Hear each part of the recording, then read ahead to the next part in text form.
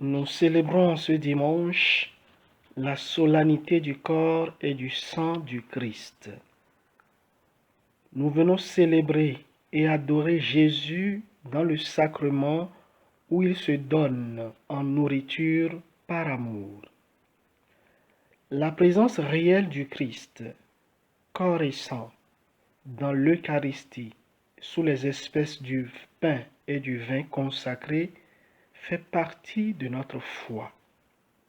C'est un mystère qui résiste à la seule saisie rationnelle et demande continuellement un acte de foi de notre part. Plus qu'un mystère à saisir, il s'agit d'un mystère à vivre. Les doutes, les résistances que notre foi à l'Eucharistie peut rencontrer disent l'extrême grandeur de ce mystère en même temps que notre fascination face à ce mystère. Il est d'ailleurs rassurant pour nous de constater que dans l'évangile de ce jour, beaucoup de Juifs ont été choqués par le discours de Jésus sur le pain de vie au point de prendre la grave décision de ne plus le suivre. En effet, disait Jésus, « Moi, je suis le pain vivant qui est descendu du ciel. Si quelqu'un mange de ce pain, il vivra éternellement. Le pain que je donnerai, c'est ma chair, donnée pour que le monde ait la vie. » Scandalisés, ses auditeurs s'indignaient. Comment cet homme-là peut-il nous donner sa chair à manger? Et l'évangéliste ajoute plus loin, à partir de ce moment, beaucoup de ses disciples s'en retournèrent et cessèrent de l'accompagner. C'est donc dès le départ, chers amis, que le message sur le mystère de l'Eucharistie a rencontré le doute, l'incrédulité et même l'hostilité. Célébrer le Saint-Sacrement du corps et du sang du Christ ne peut donc qu'être un acte de foi. Oui, nous croyons en ce mystère. Alors nous le célébrons. Et nous le célébrons pour y croire encore plus profondément, encore plus fortement. Dans l'évangile que nous méditons ce dimanche, l'Eucharistie nous est présentée comme un repas. Jésus a voulu nous laisser sa présence réelle sous la forme d'un repas. Il s'agit de manger sa chair et de boire son sang.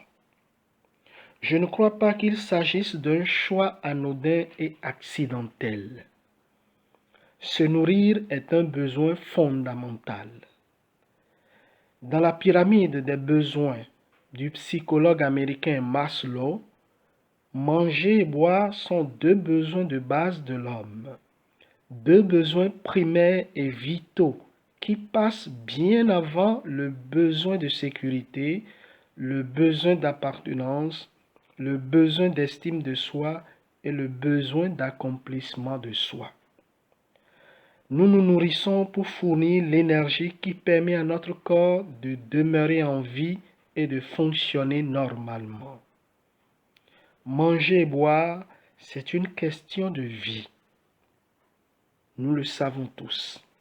C'est une question de vie. Mais la notion de repas va au-delà du simple besoin physique. Le repas a aussi une dimension sociale, une dimension de communion entre membres d'une famille, entre amis, etc. Le repas met l'accent sur le fait d'être ensemble, sur le fait de partager un bon moment ensemble, de célébrer les moments les plus importants dans la vie d'une personne ou d'un groupe ou d'un peuple.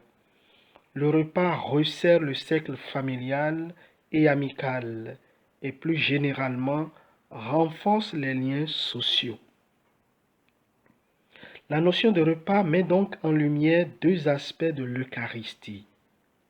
L'Eucharistie source de vie, et l'Eucharistie, source de communion. L'Eucharistie, source de vie. L'être humain n'est pas seulement un corps, il n'est pas un amas de cellules à nourrir, il est aussi une âme. Et les deux entités sont intrinsèquement liées. Tout comme le corps a besoin de nourriture pour subsister, l'âme a besoin de Dieu pour vivre.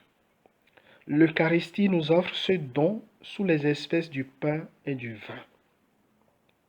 De même que manger et boire sont des besoins primaires et vitaux pour la vie de notre corps, de même la relation à Dieu est un besoin primaire et vital pour la vie de notre âme. Pour comprendre cette vérité, le peuple d'Israël a dû être confronté à la pauvreté, au dénuement, à l'épreuve de la faim et de la soif durant sa longue marche au désert pour finalement découvrir que l'homme ne vit pas seulement de pain, mais de tout ce qui vient de la bouche du Seigneur, c'est-à-dire de la parole et de la présence de Dieu.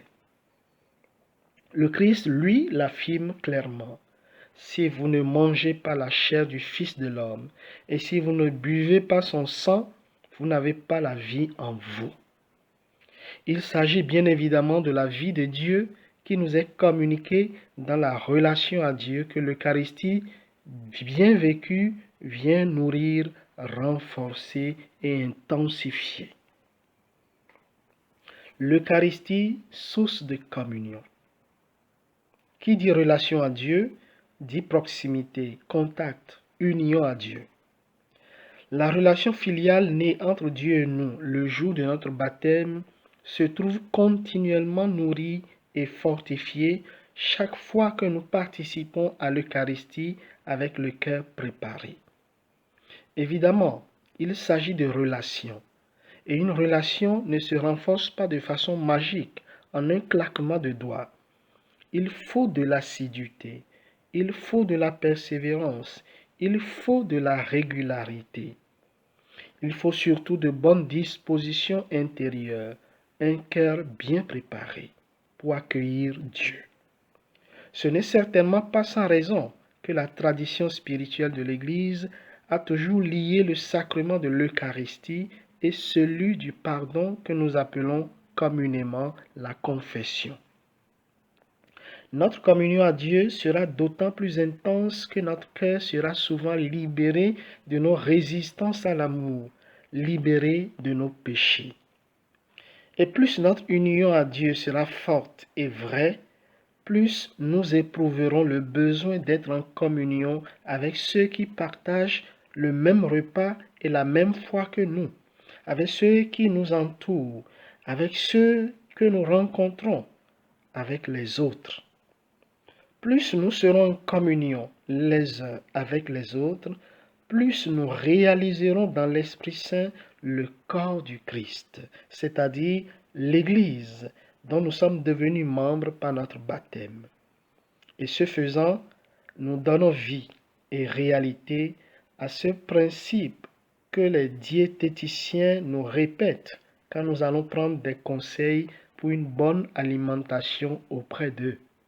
Ils nous disent, nous sommes ce que nous mangeons. Oui, nous sommes ce que nous mangeons.